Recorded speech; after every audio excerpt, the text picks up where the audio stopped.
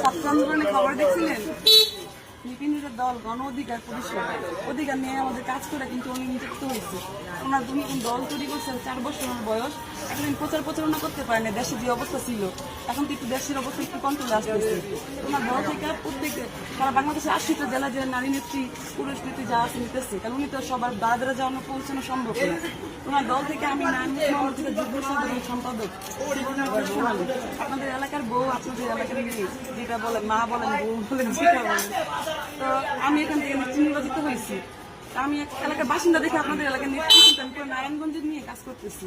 তো আপনাদের যে কোনো সমস্যা, জমি মামলা মোকদ্দমা, আপনাদের ব্যবসায়ী করছেন, চাঁদাবাজি করতে আসলে আসেন অনেকে চাঁদা 10 টাকা 20 টাকা, 10 টাকাটা কিন্তু অনেক আপনার আসেন আরো আসে। আপনি হয়তো প্রতিবাদী, কারণ প্রতিবাদী মানুষই আমরা খুঁজতেছি যে আর 10 জনদের বাঁচাবে, ঠিক আছে? সবাই কিন্তু তারা কথা বলতে পারে না। তো আমরা এই জন্য দাওয়াত দেওয়ার জন্য আসছি, পরিচয় হওয়ার জন্য আসছি। আর নুরু ভাই 1 তারিখে আসতেছে নারায়ণগঞ্জে, এই 1 তারিখে 2 দিন পর শুক্রবারে। তো যদি দেখতে চান, কিছু কথা শুনতে চান, সামনে বসে কথা বলার 1 লাখ মানুষের বেশি আসবে। হ্যাঁ, আপনার পুরো নারায়ণগঞ্জে ঢুকছেন, আপনার স্টেজ হবে নারায়ণগঞ্জ যে মসজিদ আছে না ওইখানে। ভাই গাড়ি ব্যবস্থা করছে আমার এলাকার মানুষের জন্য, গাড়ি দিয়ে সবাইকে নিয়ে যাবে, আবার একসাথে সবাই আসবে এলাকাবাসী সবাই, ঠিক আছে?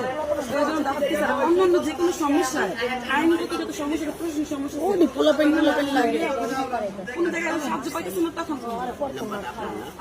যে কোনো সমস্যায় মনে করেন ছেলেরা বিরক্ত করে না, চাঁদাবাজি করে, আবার জায়গা জমি নিয়ে সমস্যা হয়, মামলা মোকদ্দমা নিয়ে সমস্যা, আপনি সঠিক কিন্তু বিচার পাচ্ছেন না, আপনি পুলিশের কাছে যেও কোনো বিচার পাচ্ছেন না, আপনি ম্যাডামকে ফোন দেন যদি, আর যদি এই কার্ড যদি আপনি ওসিকে নিয়ে দেখান, আপনি যদি সঠিক থাকেন আপনি বিচার পাবেন, আপনার সমাধান পাবেন। 1 তারিখে আর আসছি, 1 তারিখে দাওয়াতের জন্য।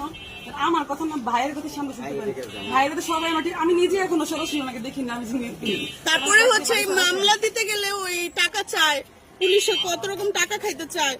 আমাদের নেত্রী আপার যদি দেখান, ম্যাডামের দেখান, ওনার এই সাহস কোনোদিন পাবে না, বুঝছেন? যে আমরা নেত্রী এলাকার মানুষ, আপনি আমার কাছ থেকে এরকম 2 নাম্বারই করতেছেন কেন?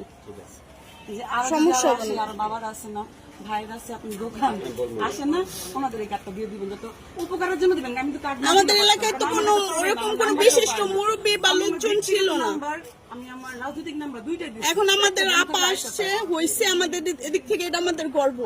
আর আমরা এটা হচ্ছে আপার কাছ থেকে সুবিধা নেওয়াটা হচ্ছে আমাদের ব্যাপার, ঠিক না? আমাদের নিয়ে নিতে হবে।